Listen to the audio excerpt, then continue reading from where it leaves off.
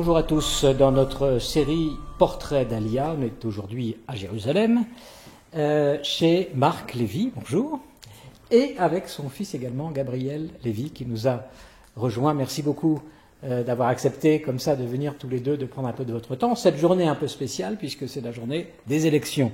Marc Lévy, finalement, comment vous percevez cette journée électorale? Parce que c'est à la fois une journée...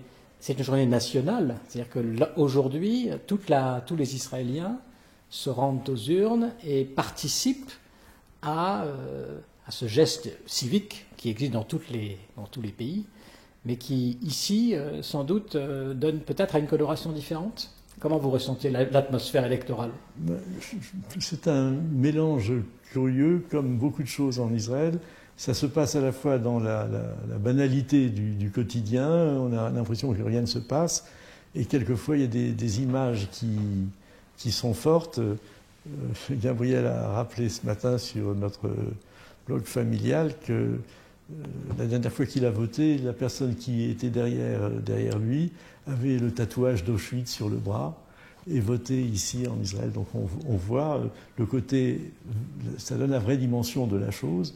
Après 2000 ans, le peuple juif peut de nouveau voter d'une manière autonome, et les personnes qui ont vécu cela et cela sont encore parmi nous pour les derniers, une période particulière. D'avoir recouvré cette souveraineté politique, qui est effectivement le principal changement pour le peuple juif, intervenu depuis 70 ans maintenant, depuis la création de l'État. Marc Lévy, donc, vous êtes venu ici, vous installer ici, donc à Jérusalem, il y a finalement assez peu de temps, puisque vous êtes venu en 2013. Oui, j'avais commencé à venir un petit peu plus tôt, mais mon activité professionnelle faisait que je faisais un petit peu d'aller-retour. Et je suis vraiment venu, l'Alia officielle, c'est 2013, oui. Alors, comment ça s'est passé pour vous? J'imagine que cette perspective de venir vous installer un jour en Israël était déjà inscrite depuis longtemps. Est-ce que dans votre existence, vous avez reporté plusieurs fois, ou comment ça s'est déclenché finalement? Est-ce que c'est à l'arrêt de l'activité professionnelle vraiment que ça s'est produit, ou est-ce qu'il s'est produit autre chose? J'avais un métier qui faisait qu'il fallait vraiment bien posséder la langue pour l'exercer. Donc j'ai été résigné à ne il fallait venir. être avocat, donc. Oui, j'étais résigné à venir lorsque je le pourrais sur le plan professionnel, et ça a été l'approche de la retraite. Ça s'est fait de cette façon-là. Mais c'est vrai que c'était quelque chose de programmé, de prévu. J'avais acheté mon appartement déjà en 2006 pour préparer les choses. Et vous avez toujours eu ce sentiment sioniste, y compris dans l'enfance? Non. C'est venu à quel moment? C'est venu grâce à Manitou, à son enseignement, que j'ai eu le bonheur de rencontrer au colloque des intellectuels dans les années 70, par là. Ça s'est fait progressivement. Et qu'est-ce que vous avez perçu à ce moment-là de cet enseignement? L'essentiel que j'ai retenu, en tout cas, de Manitou, c'était la conscience du moment de l'histoire où on se trouvait. L'approche religieuse, entre guillemets, du judaïsme faisait qu'on vivait dans un temps presque mythique, le temps biblique. Et puis, il y avait ce qui se passait aujourd'hui, mettons la guerre des 6 jours ou la guerre de Kippour, l'actualité qui était autre chose. Et puis, grâce à Manitou, j'ai compris que l'histoire se continuait et qu'on vivait, après une longue léthargie, le réveil, ou plutôt la reconnexion de notre histoire, entre guillemets, sainte, avec l'histoire contemporaine. On avait ce privilège inouï de vivre au moment où les promesses commençaient à se réaliser. Je vous ramènerai, vous reviendrez, etc. Bon, c'était des prophéties qui avaient l'air un petit peu abstraites. Eh ben non, on les vit sans en être toujours conscient. Ah, il y a eu effectivement tout cet exil très long qui est presque devenu une seconde nature pour les Juifs. Et puis tout d'un coup, ce qui a amené cette déconnexion dont vous parliez, tout d'un coup on se rend compte que non, ça peut redescendre sur Terre, comme Oui, Manitou disait. l'histoire continue presque naturellement. On ne se rend pas compte de cet événement énorme, tellement énorme, à mon sens unique dans l'histoire de l'humanité, d'un peuple qui revient presque 20 siècles après son départ. Mais ce qui est encore plus exceptionnel, à mon avis, c'est qu'il réalise quelque chose qui était prophétisé, promis en tout cas. Ça avait l'air fou. C'était une promesse de si longue durée, ça avait l'air fou. Et on le vit de manière naturelle. Et vous, votre milieu familial n'était pas particulièrement dans un... J'avais une famille traditionnaliste de juifs très ancrés en France depuis des siècles, puisque je suis originaire de Moselle, donc l'Alsace-Lorraine, où il y avait des juifs depuis des siècles. Et je peux remonter dans le cimetière familial sur des générations, vraiment 5-6 générations que je connais. Et puis après, ça se perd, mais ça existe Vous aussi. savez quand ils sont arrivés dans cette région? Non, on a une tradition familiale qui dit que c'était vers le 16-17e siècle, de Prague, mais j'en sais rien. Je n'ai pas fait de recherche. Voilà. Et eux, si on leur avait dit qu'un jour, il y aurait la descendance qui reviendra en Israël, ça leur aurait paru aussi quelque chose d'extraordinaire. Oui, je crois que c'était... on approche de Pessah, je vois encore mon grand-père, vraiment la figure de patriarche. Il était religieux, il respectait le Shabbat dans sa campagne. Hein, et les cultivateurs qui étaient ses clients venaient, il avait cette filine sur la tête, et ils attendaient qu'il ait fini de sa prière tranquillement le matin. Il se levait très tôt, et les clients venaient chez lui. Et qu'est-ce qu'il ils faisait comme attendaient métier? Marchand de grains. Marchand de grains. Marchand de grains, dans un village. Et il était parfaitement intégré dans le village. Son père avait été adjoint au maire. Enfin, c'était une parfaite intégration. Il y avait un banc au nom de la famille dans l'église du village parce que il y avait une bonne dans la maison et il fallait que le patron de la bonne paye sa place à l'église. Il y avait donc à l'église de ce petit village de Lorraine du Nord un banc au nom de Samuel Lévy. Bon, que Samuel Lévy n'a jamais occupé naturellement. Non, non. Et ensuite, finalement, cette adhésion à la tradition donc familiale ne s'était jamais vraiment accompagnée de cette espérance de retour. Ça ne s'accrochait pas. Non. On disait l'année prochaine à Jérusalem. On disait cela, mais c'était pas du tout pensé comme quelque chose qui pouvait se faire. On aidait, on collectait de l'argent pour aider Israël. Il y avait un tronc du KKL dans la maison, mais l'idée qu'on pouvait soi-même venir, j'ai jamais entendu ça. Donc vous avez bien préparé votre arrivée. Il faut dire quand même tout de suite, puisque votre fils est à côté de vous, Gabriel, l'un de vos fils, que vos enfants vous ont précédé. Pour deux d'entre eux, pour oui. Deux d'entre eux. Pour deux d'entre eux. En tout cas, Gabriel, c'est clair. Oui. Puisqu'il a décidé de venir dès après le bac, ce qui n'était pas très raisonnable, mais ce que j'ai appuyé. Les autres sont venus aussi. Enfin, c'est un grand bonheur. La famille est là maintenant, tous les enfants sont là. Oui. Gabriel, alors, peut-être sur ce point, pour vous, c'était un peu différent, puisque dès l'enfance, dès l'adolescence, vous aviez cette perspective qui était assez nettement affirmée dans votre esprit, qui était assez tracée comme chemin, ou est-ce que c'était pas forcément évident non plus de venir ici? Il y avait à la maison ce narratif-là, d'une certaine manière, une espèce d'appartenance naturelle à une destinée collective. Mais de facto, la famille au sens plus large, l'enseignement que j'ai reçu aussi à l'école, etc., était assez déconnecté de ça. Donc il y avait une espèce de dissonance comme ça.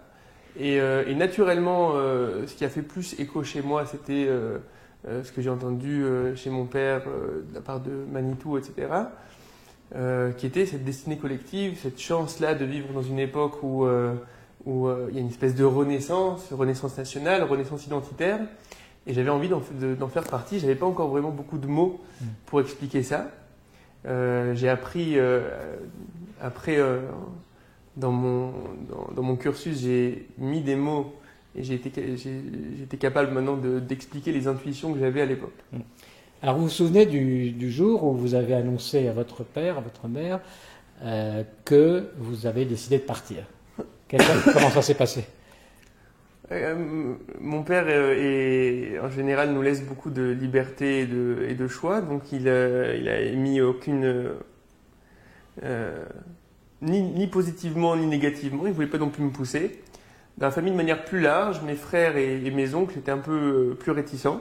Parce que chacun a sa conception des choses. Il y avait une espèce de conception d'une certaine partie de la famille qui était que, au contraire, l'identité juive doit être au sein au sein des peuples et doit éclairer au sein des peuples et pas essayer d'être une identité qui est elle-même sa propre civilisation. C'est-à-dire que c'était plus des cosmopolites finalement. Voilà. Il fallait que les Juifs Exactement. soient dans les nations pour porter la bonne parole, on va dire. Il y avait ce champ lexical-là, et puis il y avait d'autres problématiques plus pratiques, qui est peut-être que c'est mieux que d'abord tu finisses tes études comme ci, comme ça, etc. Voilà. Alors, je vais vous poser la même question à vous deux. Marc Lévy, d'abord, sur comment vous diriez que ça change, qu'est-ce qui change fondamentalement pour vous de vivre ici par rapport à ce que vous viviez en France? Est-ce que vous avez, autrement dit, changé depuis que vous êtes vraiment installé maintenant ici? Peut-être. Dans le quotidien, je n'ai pas le sentiment d'avoir changé dans ma vie, puisque je continue à parler en français et mon entourage immédiat est francophone. Et je n'ai pas une rupture sur ce plan-là. Maintenant, ce qui a changé, c'est tout ce qui est collectif, le rapport au temps, par exemple. Ici, on vit le temps juif, naturellement, même si on n'est pas religieux. La semaine commence le dimanche matin, elle se termine d'une manière merveilleuse le vendredi dans l'approche de l'après-midi, où on voit toutes les choses qui ralentissent, qui se calment, le calme s'installe dans Jérusalem, et il y a le Shabbat, même chose pour les fêtes. Donc sur le plan du temps collectif, c'est clairement un énorme changement. Il y a aussi le fait que, naturellement, je suis en harmonie avec la majorité du peuple sur le plan des représentations collectives. Le juif en galoute est toujours un petit peu décalé. Il a ces deux appartenances encore une fois, je vous disais, totalement français. Ma manière de penser, d'exprimer est vraiment profondément marquée par la France et par ses valeurs. Mais en même temps, il y avait une limite qui était la limite de la conscience de l'antisémitisme, de la conscience d'être pas de la confession majoritaire. Il y avait une différence qui ici n'existe pas. Ici, je suis totalement dans le courant du peuple. Je pense à cette phrase c'est la Choulanite, dans je ne sais plus quel est le prophète qui dit ça. Il lui demande, est-ce qu'on peut te rendre service à cette femme? Et elle dit, mais je vis au sein de mon peuple. Ça signifie quoi? Ça suffit. Merci, non merci. J'ai besoin de rien d'autre. J'ai besoin de rien d'autre que de vivre au ça. sein de mon peuple. Oui. Et bon, même question pour vous, Gabriel. Est-ce que vous avez senti quelque chose au niveau identitaire de différent entre la vie que vous aviez jusqu'à votre bac, donc, et ensuite ici? Assez clairement. L'impression, c'est d'appartenir maintenant à un mouvement, qui est un mouvement historique assez unique, qui est un mouvement de renaissance. Un renaissance d'abord au niveau une collectivité qui renaît, un État qui renaît, une armée qui renaît, et quelque chose qui, moi, me parle en particulier, et c'est important d'en parler, c'est une renaissance aussi au niveau de l'identité profonde, au niveau du message. On est à nouveau un peuple, on existe à nouveau en tant que société, en tant même que civilisation. Est-ce qu'on a juste envie d'être un copier-coller de ce qui existe en Europe ou ce qui existe en Occident, ou est-ce qu'il y a un véritable challenge qui est de redécouvrir à travers nos sources, redécouvrir qu'est-ce que c'est que d'être une société d'Israël, quelles sont les valeurs, quelles sont les conceptions, quelle est la société que ça dessine et quel genre d'humanité ça dessine. Et donc c'est rentrer dans un autre challenge, un autre mouvement qui est non seulement la reconstruction matérielle de cette histoire-là, de ce peuple-là, mais aussi la reconstruction de son identité. Donc j'essaie de faire partir de ce mouvement-là, de ce train en marche. Est-ce qu'il y a des manifestations concrètes de ce retour finalement dans le mouvement de l'histoire, dans votre vie quotidienne? Mon engagement au quotidien, c'est d'abord par mon propre intérêt. Alors que je voulais faire des études d'ingénieur, je suis allé en yeshiva pour 1 an pour connaître un peu nos textes. Et 1 an est devenu 2 ans, et devenu 3 ans, et maintenant 12 ans. Premièrement, j'avais une véritable soif de sens, de profondeur, et j'ai encore cette soif-là, et plus j'avance, plus cette soif se développe. Donc c'est d'abord une soif pour moi, mais à part ça, c'est aussi un engagement. C'est aussi mettre au centre cette question-là qui est: qu'est-ce que ça veut dire un message juif? Qu'est-ce que ça veut dire une identité juive? Qu'est-ce que ça veut dire un monde de valeurs qu'on arriverait à exposer et à vivre de manière sincère? Et pour moi, ça passe beaucoup par le monde de l'étude et après par le monde de l'enseignement. Alors vous dites, qu'est-ce que c'est que l'identité juive? Et cependant, on a le sentiment que cette identité juive de l'exil, elle n'est plus exactement la même ici.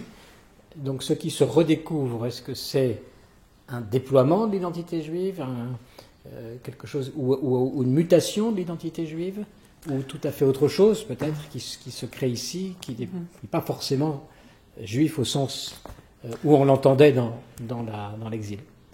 En gros, est-ce que le mot juif est associé à l'exil? Je reviens sur le terme c'est un challenge. Ça veut dire que je pense que naturellement, il peut y avoir une tendance au sein du peuple juif à être finalement dans une continuité de ce qu'on a connu en dehors de nos frontières et être une copie ou une pâle copie, si je veux être un peu être une pâle copie de l'Occident. Il y a cette possibilité-là. Donc il y a vraiment un challenge et ça demande vraiment, à mon avis, un véritable moteur, une véritable dynamique. Et je ne pense pas que tout le monde en ait conscience. Je pense que le peuple d'Israël, les choses sont passées très vite. On a dû créer un État très vite. On a dû faire beaucoup de choses très vite. Et je pense qu'on l'a bien fait. Et je suis reconnaissant de toutes les générations qui ont asséché les marées pour que nous on arrive et qu'on puisse se poser des questions qui sont des questions d'identité. Mais je pense qu'il y a un véritable challenge. Il ne faut pas aller avec le sens de la pente. Il faut vraiment avoir une réflexion, qui est une réflexion de qu'est-ce que ça veut dire cette identité qui se renouvelle. Je pense qu'elle doit se faire dans la continuité du judaïsme qu'on a connu depuis 2000 ans, mais aussi depuis 3000 ans, qui est pas de pas briser, de pas faire une transition qui est une transition trop violente. Mais d'un autre côté, il y a clairement quelque chose qui doit refleurir. L'aspect collectif apporte aussi au monde de la pensée. On a d'autres pans de réflexion. On ne doit pas juste gérer la vie de l'individu, on doit aussi gérer la vie d'une société, premièrement. Et deuxièmement, je pense aussi, et ça c'est très présent dans les écrits du Rav Kook et aussi dans les écrits de Manitou, il y a aussi le fait qu'il y a une maturité spirituelle qui était d'une certaine manière bouchée pendant la période de l'exil. C'est-à-dire, si on était éparpillé au niveau physique, on était aussi un petit peu réduit au niveau de notre amplitude et notre maturité spirituelle au sein du peuple. Et au XIXe siècle, l'énorme vague de questionnement que va vivre le peuple juif et qui va créer finalement le peuple juif tel qu'on le connaît aujourd'hui, qu'un peuple juif qui est majoritairement loin de sa tradition. Cette énorme vague de questionnement, en réalité, c'est un retour de cette maturité-là qui veut maintenant appartenir à cette tradition-là, appartenir à ces actions-là, appartenir à cette étude-là, mais pas de manière automatique, pas de manière juste intuitive, pas juste on fait ça parce qu'on l'a toujours fait, mais on le fait parce qu'on considère qu'il y a véritablement un sens et que ça peut vraiment avoir un apport. Et cette transition-là, à mon avis, c'est ce qui doit se faire maintenant. Arriver à apporter des réponses à ces questions-là qui résident dans le peuple juif.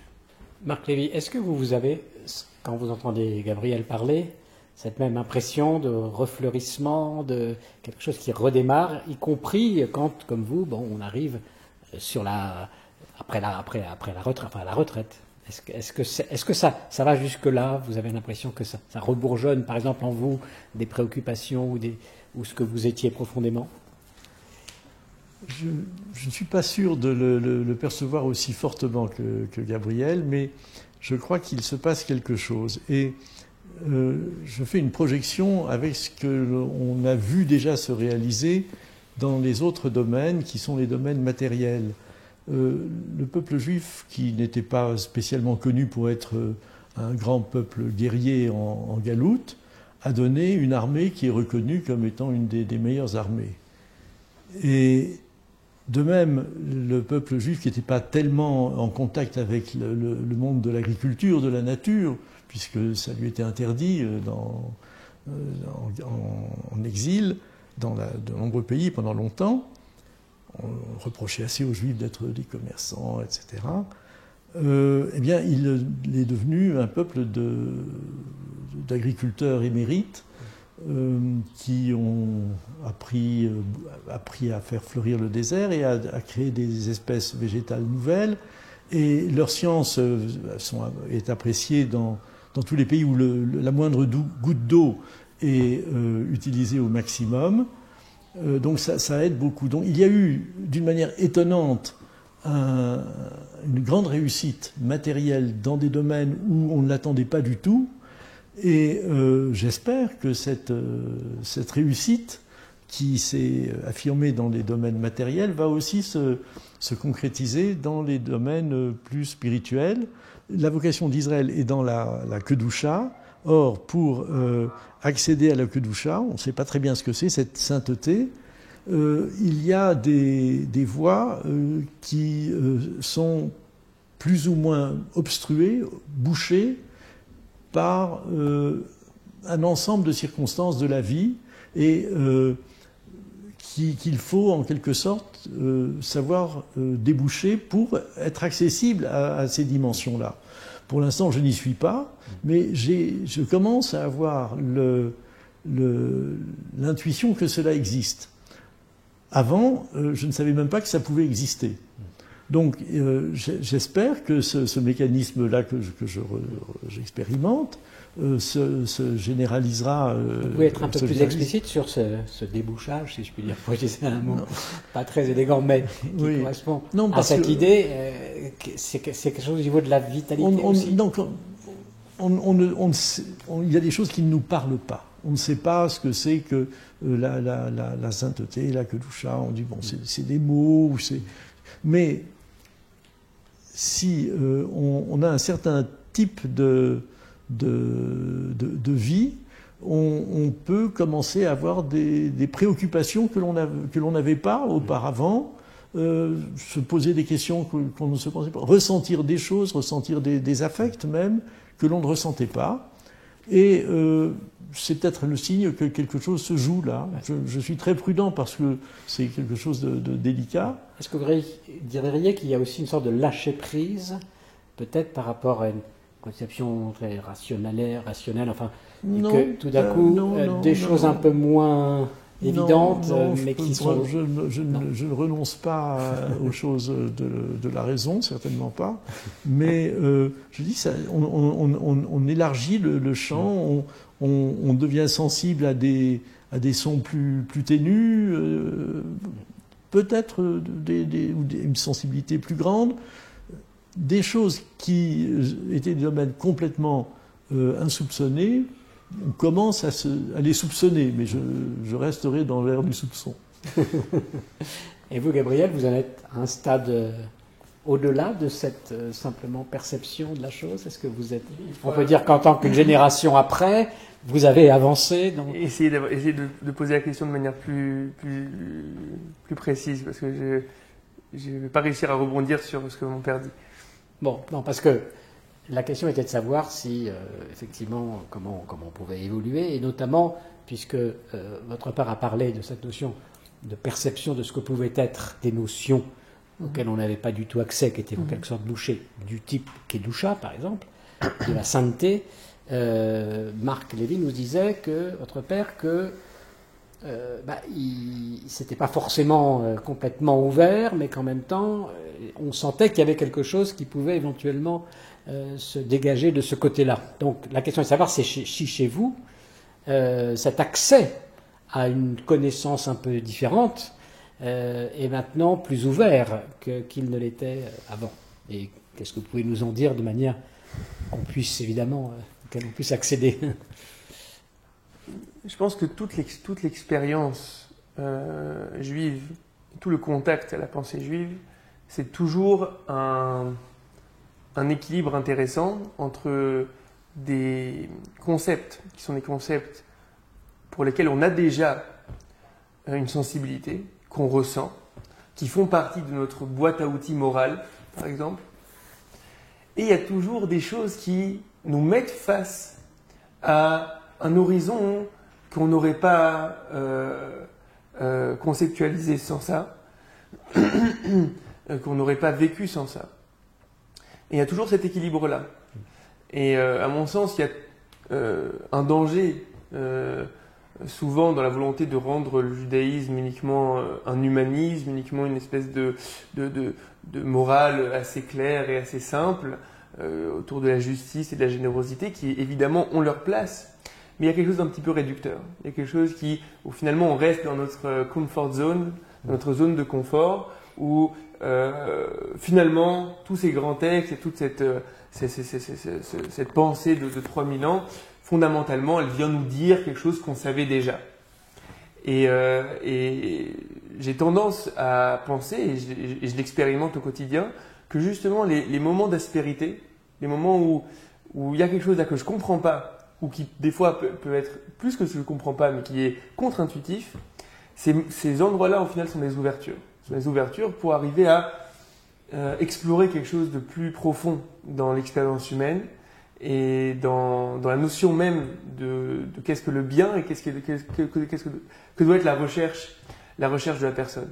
Donc je pense que c'est pas pour moi quelque chose qui se réveille maintenant dans le retour d'Israël sur sa terre, c'est fondamentalement l'expérience juive, l'expérience de l'étude, l'expérience d'être face à un contenu qui à la fois est parlant, à la fois nous dépasse, et on doit toujours arriver à puiser de plus en plus de ces choses-là qui nous dépassent pour arriver à les faire de plus en plus audibles.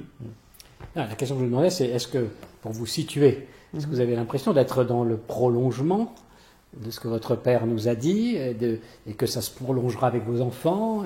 Est-ce que vous avez le sentiment qu'il y a un progrès, entre guillemets, c'est-à-dire plutôt une transmission et un développement d'un même mouvement?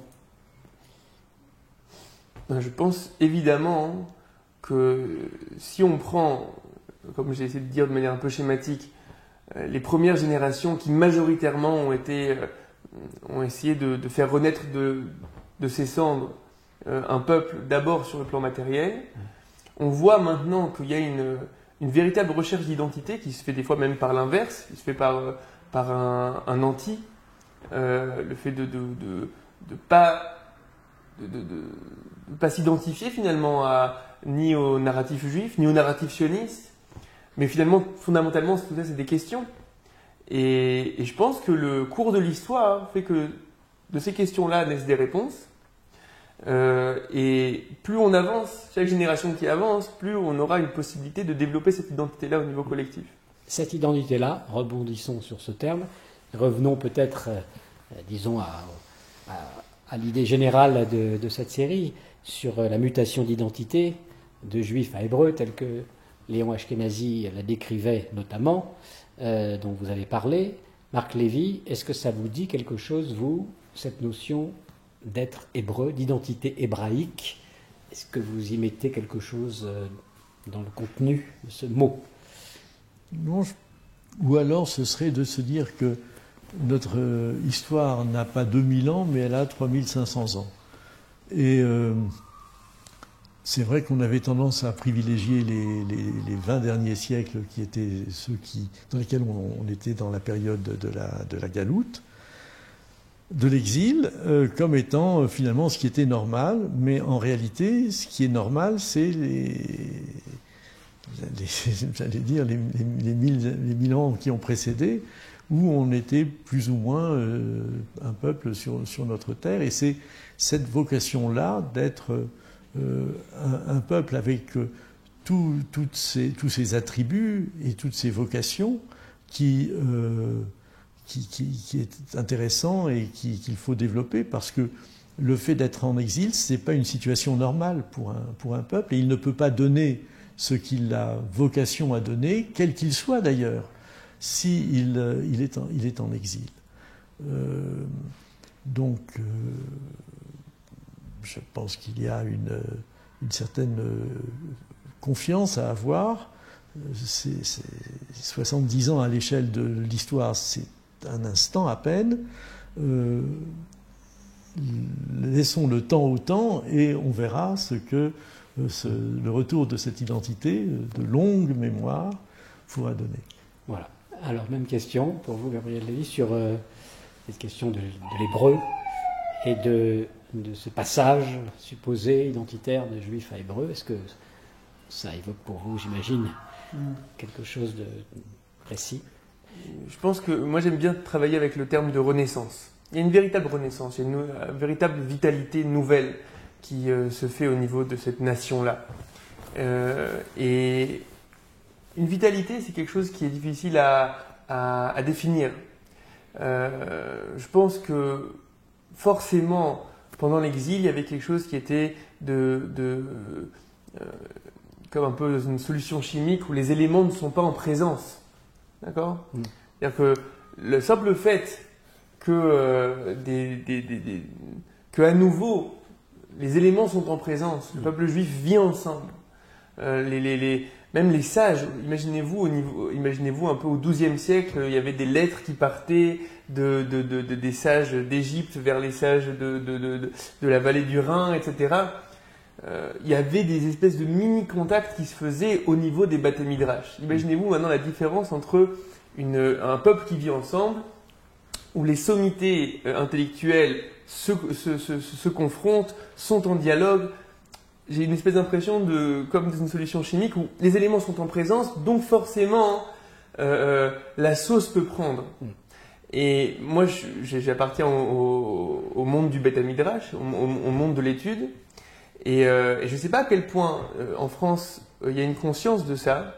Je suis très content déjà qu'en France on s'occupe de la pensée de Manitou, etc. Je ne sais pas à quel point il y a une conscience du fait qu'il y a une très grande vitalité aujourd'hui dans le monde intellectuel juif, à mon sens. Intellectuel au sens large, ou vous parlez du monde ce que moi je connais mieux, c'est le monde au sein du Beth Midrash, au sein de la Torah. J'essaie de m'intéresser aussi à ce qui se passe ailleurs, mais il y a une très grande vitalité. Il y a beaucoup de choses se passent. Il y a beaucoup de pensées qui émergent. On pourrait vouloir qu'il y ait plus et encore plus vite. Je comprends bien, mais on voit qu'il y a une dynamique qui est une dynamique, à mon avis, qui est extrêmement intéressante. Et c'est sûrement une des dimensions de ce passage-là de juif à hébreu. À nouveau, on peut travailler ensemble. À nouveau, on vit une réalité qui se doit de prendre une responsabilité sur la problématique d'une vie présente. Il y a un endroit où le Rav Kook dit que le judaïsme d'exil vit entre deux pôles, entre le souvenir du passé et l'espérance du futur. Il n'a pas de présent. D'accord ? Il n'a pas de présent, il n'a pas de responsabilité fondamentale sur le présent. On se souvient de ce qu'il y avait et on espère. Et là, à nouveau, on doit avoir un présent. À nouveau, on doit donner des réponses. Cette chose-là, ça oblige qu'il y ait cette dynamique-là et qu'il y ait des transformations dans la continuité de l'identité. Mais alors, ça veut dire qu'ici, on a parfois l'impression que, effectivement, on vit davantage dans le présent. C'est-à-dire que ce sont les problèmes qui se posent. Ça ne veut pas dire qu'on est dans le présentisme au sens négatif du terme, comme on peut le voir parfois, mais c'est les questions présentes qui occupent le devant des préoccupations. Donc, comme vous le dites, le souvenir du passé ou la projection lointaine vers l'avenir passe un peu au second plan de cette préoccupation présente. Donc là, il y a une notion de présence au temps qui se modifie dans cette identité. Est-ce que vous êtes d'accord avec cette... C'est assez fondamental. Clairement, on a une responsabilité maintenant d'être un message, d'être une identité qui arrive à se vivre au présent, qui arrive à ne pas être qu'un folklore, qui arrive à ne pas être quelque chose uniquement comme, je ne sais pas si vous connaissez un peu le panier de kippotes, de kippa qu'on met à l'entrée de la choule en France, de la synagogue en France. Et donc, à l'extérieur, j'étais pas ça, je rentre maintenant dans le lieu du folklore, je mets maintenant cette identité-là. Donc, là, on est obligé d'être un message qui doit arriver à être vécu au quotidien, dans tous les aspects d'une identité, à apporter un système de valeurs qui peut faire vivre une société, qui peut donner non seulement être une boussole au niveau des valeurs, mais qui peut aussi donner un sens, donner une explication, donner une profondeur à la vie qu'on essaie d'avoir. Et à mon avis, on est en train ce passage-là de juif à hébreu, moi je le vis beaucoup comme un passage du folklore au pire, du théorique au mieux, c'est-à-dire du folklore, quelque chose qui est un petit peu édulcoré, ou du théorique, c'est-à-dire au final qu'on rencontre l'identité juive à travers le livre. On va étudier, mais il y a une incapacité d'être. On peut pas être cette identité-là, on peut l'étudier. Et à mon avis, là, il y a une transition vers quelque chose qui ne doit pas être ce folklore-là, qui doit être un message parlant, vivant, et au final, pas juste un message, mais devenir incarné. Quelle est la différence entre une étude pour étudier et une étude pour être? Ça m'a l'air assez simple, assez clair. Il y a une différence énorme. On vient pas avec le...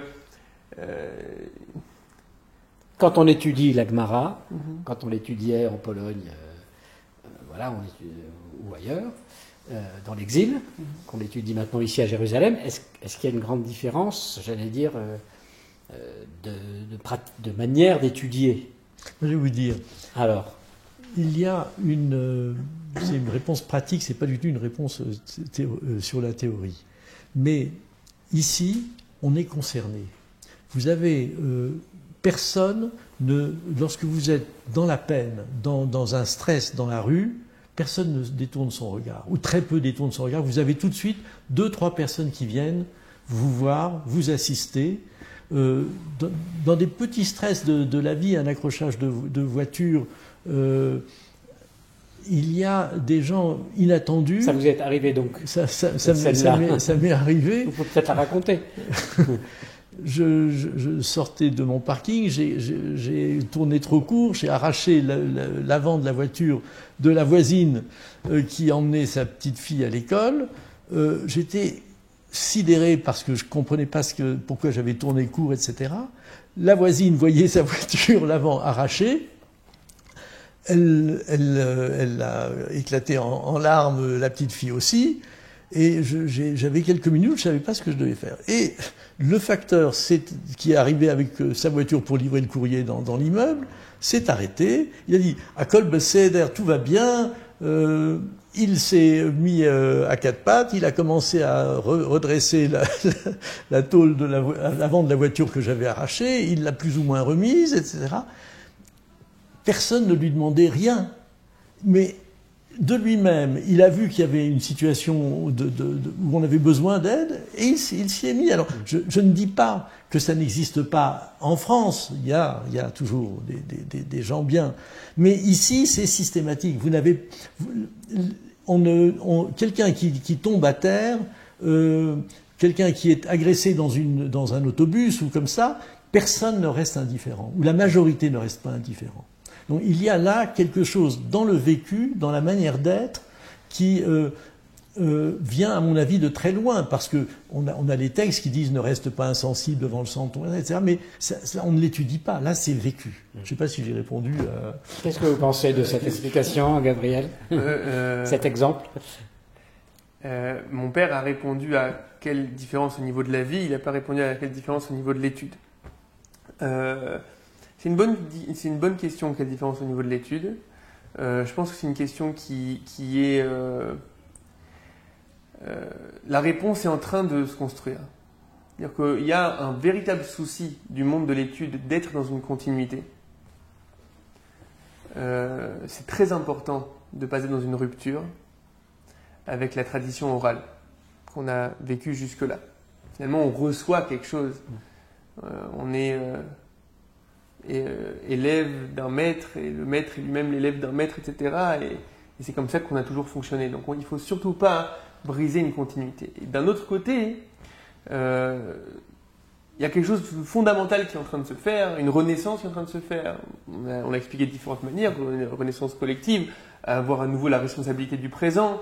Il y a beaucoup de choses qui changent. Et donc ça fait que le Beth Midrash est obligé à la fois de veiller à la continuité et à la fois de répondre aux questions nouvelles. Et il y a une dynamique qui se fait comme ça, qui est très difficile. Ça demanderait plusieurs thèses, à mon avis, pour arriver à bien définir ce qui se passe au niveau du Beth Midrash. Et tous les Beth Midrash ne sont pas égaux, ils ne répondent pas de la même manière à ça. Il y a ceux qui vont plus se soucier de la continuité et ceux qui vont plus sentir l'appel au renouveau. Il y a une dialectique comme ça qui est en train de se faire, mais elle se fait. Alors vous parlez de cette effervescence intellectuelle, donc dans les cercles d'études. Est-ce que vous pouvez nous dire, bon, très gros évidemment, ça tourne souvent autour de quelles problématiques par exemple, est-ce qu'il y a un thème donc, que vous pourriez nous citer où on verrait comment se situe le débat? Je vais vous donner deux pôles, mais c'est vraiment juste pour l'exemple, je pense qu'il y en a beaucoup plus. Un pôle au sein du monde de la halakha et un pôle au sein du monde de la pensée. La halakha, la loi. Donc. La halakha, la loi. Donc la problématique de la halakha, la problématique de la loi a toujours occupé une place extrêmement centrale dans l'étude de la Torah. La question c'est, est-ce qu'on va écrire un énième livre qui va traiter du tri à Shabbat? À Shabbat, on ne trie pas. Donc l'interdiction de trier à Shabbat. Est-ce que ça veut dire trier, etc. Exactement. Ou est-ce que d'un coup, on va aussi devoir se poser des questions qui sont des questions d'éthique militaire, d'éthique militaire, d'éthique de la guerre au sein de nos textes. On va devoir se poser des questions qui sont des questions d'économie, de redistribution. Quels sont les modèles? Est-ce que nos textes répondent à ça? Est-ce qu'ils ne répondent pas à ça? Donc là, c'est un exemple au sein du monde de la halakha. Un exemple au sein du monde de la pensée. La pensée, fondamentalement, est obligée d'être dynamique. La sensibilité, ce qui étaient les questions à l'époque du Rambam, lorsqu'il écrit le Guide des égarés, de ce pauvre égaré. Au XIIIe siècle, enfin au XIIe siècle. Ouais, de ce pauvre égaré qui est face à l'omniprésence aristotélicienne et qui se pose la question comment ça fonctionne avec nous, on pense que le monde est créé, on pense que le monde a toujours été, etc. Fondamentalement, on vit aujourd'hui dans un monde qui est moderne, voire post-moderne, avec d'autres problématiques, d'autres questions. On est face à des questions qui nous viennent de conceptions matérialistes, de conceptions nihilistes, etc. Et on doit finalement apporter ces réponses-là. Donc forcément... Il y a d'autres égarés, vous voulez dire que les égarés ont changé un peu? Je ne pense pas qu'on réponde à des égarés, je pense que nous-mêmes on est dans ces problématiques-là, on a cette sensibilité-là, on a ces questions-là au sein de nous-mêmes, et donc on est obligé finalement de faire avancer la pensée aussi de cette manière-là.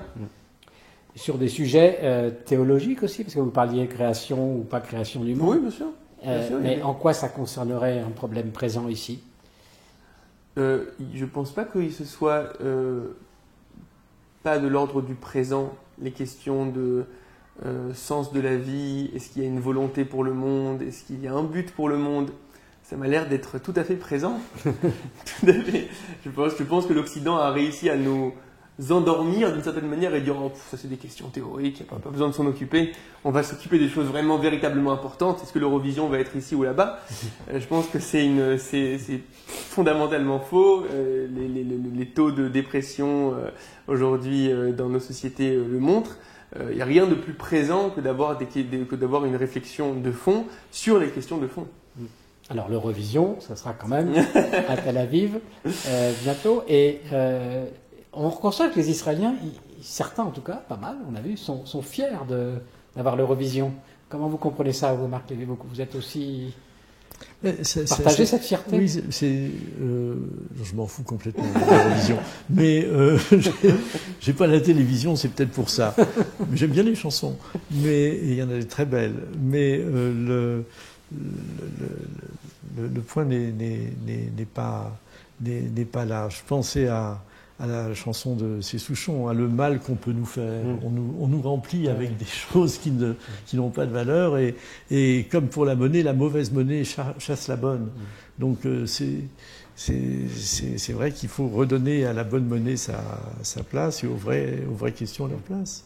Pour en revenir à l'hébreu et pour continuer sur cette discussion, est-ce que cette redéfinition de ce qui est essentiel, etc., ce qui se passe ici a vocation à être aussi une réparation plus large pour les autres nations? Un autre modèle qui pourrait éventuellement inspirer d'autres nations? D'une manière étonnante, s'il se passe des choses importantes ici, le monde le sait. Je me souviens d'une époque, j'étais très jeune, à l'époque des très bonnes relations d'Israël avec la France. Là, vous parlez sous la 4e République. Tout le monde chantait Hava Nagila. Tout le monde pensait que le kibbutz c'était un endroit merveilleux, que ce qui se passait, etc. Donc quand il y a eu des moments forts où Israël était créatif dans le bon sens, finalement ça se savait. Et ça s'appréciait. Pourquoi aujourd'hui ça ne s'apprécie pas? C'est une bonne question. Je pense que c'est aussi ça a peut-être aussi un rôle d'aiguillon. C'est peut-être aussi pour nous inciter à être à la hauteur. Sur cette question, Gabriel, de la perspective du rayonnement éventuellement de ce qui se fait ici à l'extérieur, est-ce que c'est une préoccupation? C'est pas une préoccupation, ça doit être la préoccupation. La question, c'est comment on construit ça. Aujourd'hui, Israël se vend. Une fois, on était une fois en Chine pour l'exposition universelle, et donc il y avait le pavillon israélien.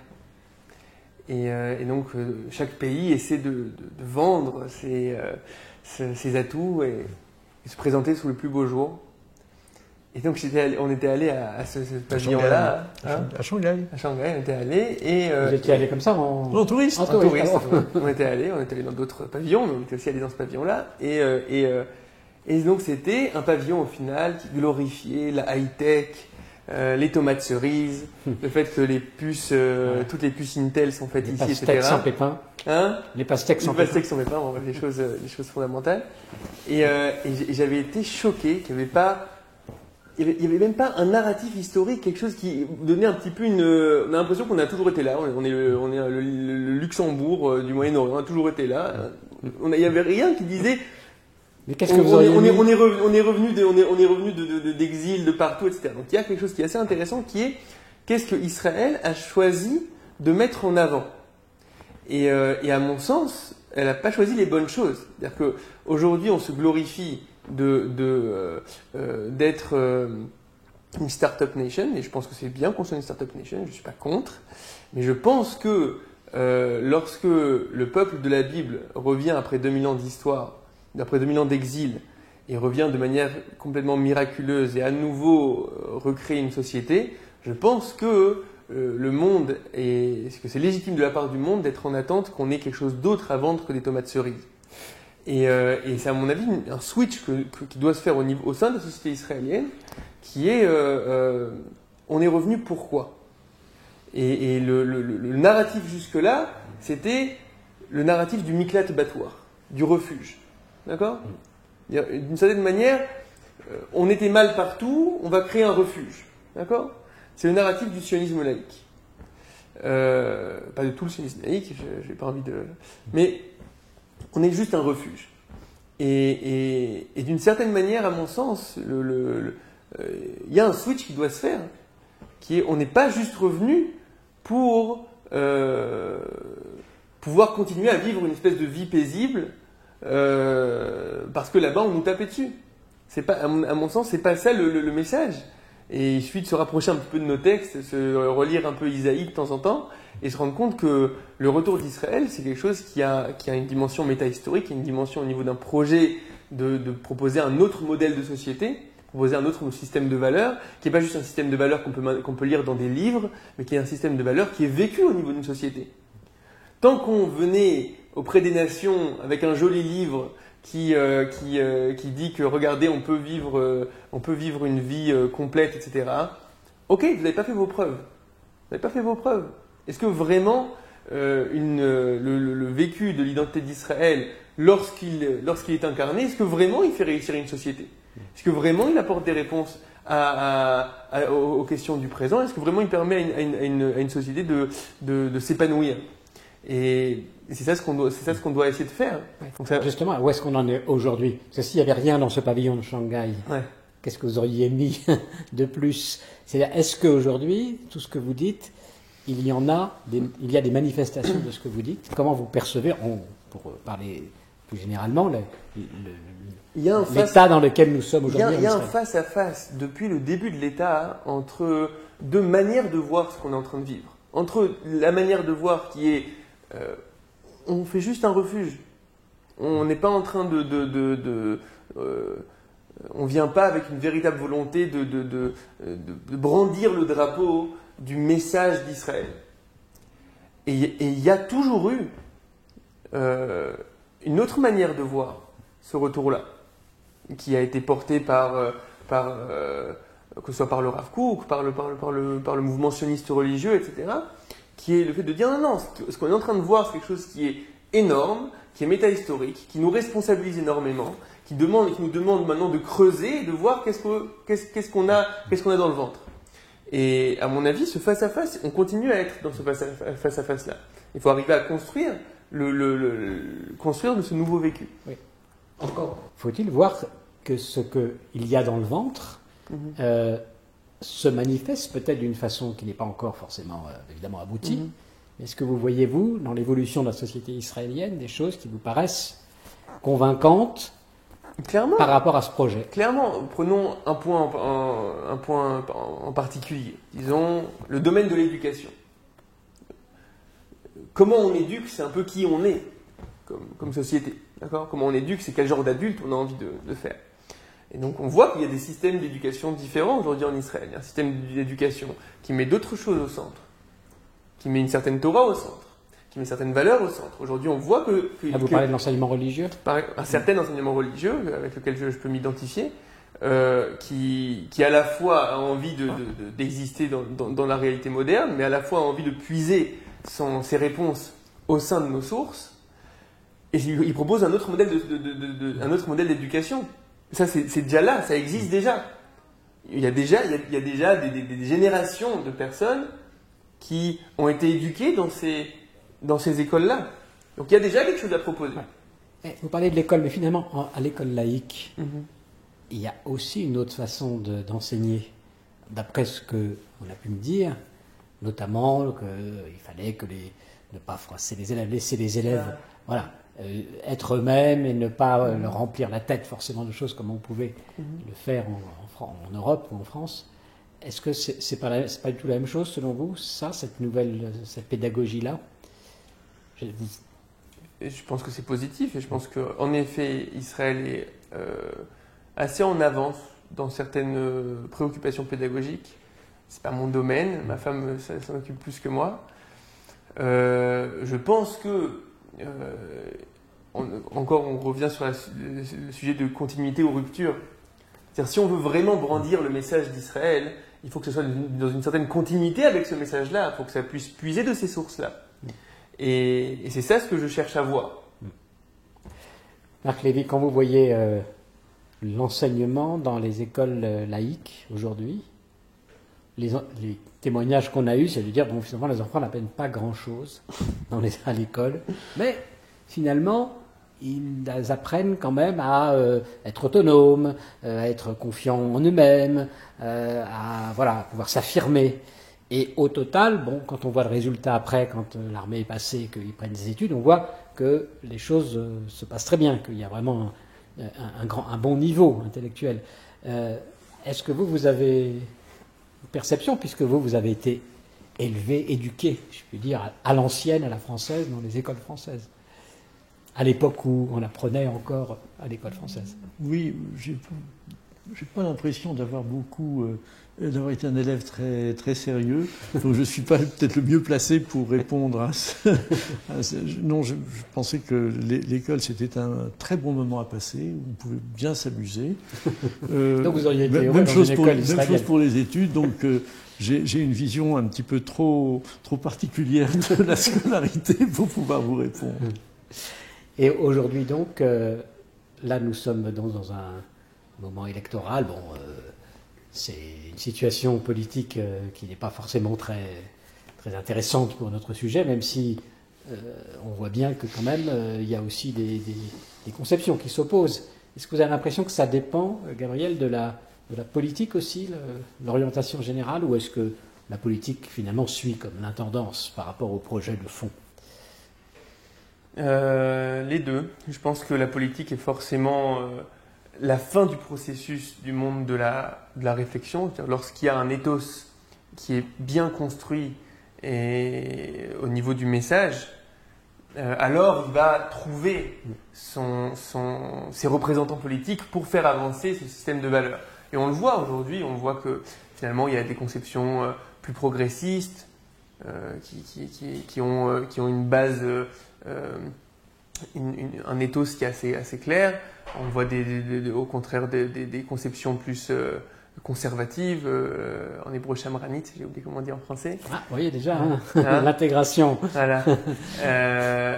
Et on voit qu'il y a des partis politiques qui ont un ethos beaucoup plus connecté à une certaine identité profonde, identité religieuse. On voit qu'il y a ça. Donc ça va jusqu'au champ politique. Mais est-ce que les religieux doivent faire de la politique? Comment?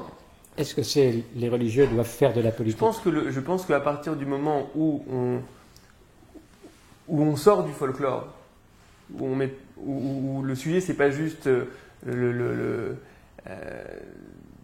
quelle manière on prie, mais plutôt de quelle manière on vit, et quelles sont les valeurs qui vont être les moteurs de la société, alors forcément qu'il y a des différences fondamentales. Je ne pense pas qu'on puisse véritablement, si on a un message qui est un message global comme celui de la Torah, qui est vraiment pas un message qui s'occupe que du cultuel, un message vraiment qui s'occupe de tout le système de valeurs. Fondamentalement, forcément, ça aura à un moment ou à un autre une implication sur des décisions importantes, sur une décision au niveau, par exemple, du rapport à la Terre. Est-ce que la Terre, c'est juste un endroit où le peuple peut se développer, mais finalement, bon, il y en a plus, il y en a moins, il n'y a pas une grande différence, parce que non, il y a quelque chose de fondamental dans cette terre-là, dans cet espace-là, on a un autre rapport. Donc forcément, le message de Torah, puisqu'il est global, puisqu'il n'est pas uniquement de l'ordre du cultuel, a une implication dans le politique. Je voudrais ajouter un mot à cet égard. Je crois que les dirigeants, même à l'origine, je pense au discours que Ben Gurion a prononcé devant la commission Peel en 1937. Vous voyez, c'était quand même il y a assez longtemps de cela. C'était avant la naissance, 10 ans avant la naissance de l'État. Ben Gurion n'était pas connu pour être un grand religieux. Eh bien, lorsqu'il a voulu légitimer le droit face aux Britanniques, qui étaient la puissance mandataire, d'avoir un État ici, qu'est-ce qu'il a dit? Il a dit, ce n'est pas vous, les nations, qui allez nous donner cet État, vous allez fonder notre droit. Notre droit, il vient de la Bible, de notre histoire. Nous sommes là depuis, nous revenons, etc. Donc il a cherché, devant la commission Peel, c'est la légitimité de sa démarche il l'a fondé dans l'histoire ancienne d'Israël, qu'il a continué très naturellement.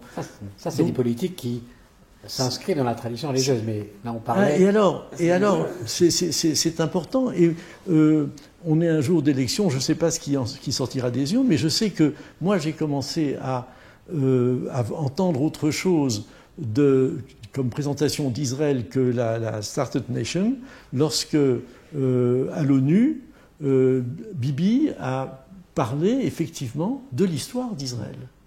Vous vous souvenez de ce discours qu'il a fait devant les nations en les accusant, en leur disant vous ne faites pas ce que vous devriez faire, vous n'avez pas la position que vous devriez avoir, voilà notre position, voilà notre droit, voilà notre histoire. Et là, il s'est fondé sur l'histoire comme Ben Gurion l'avait fait 60 ou 80 ans plus tôt.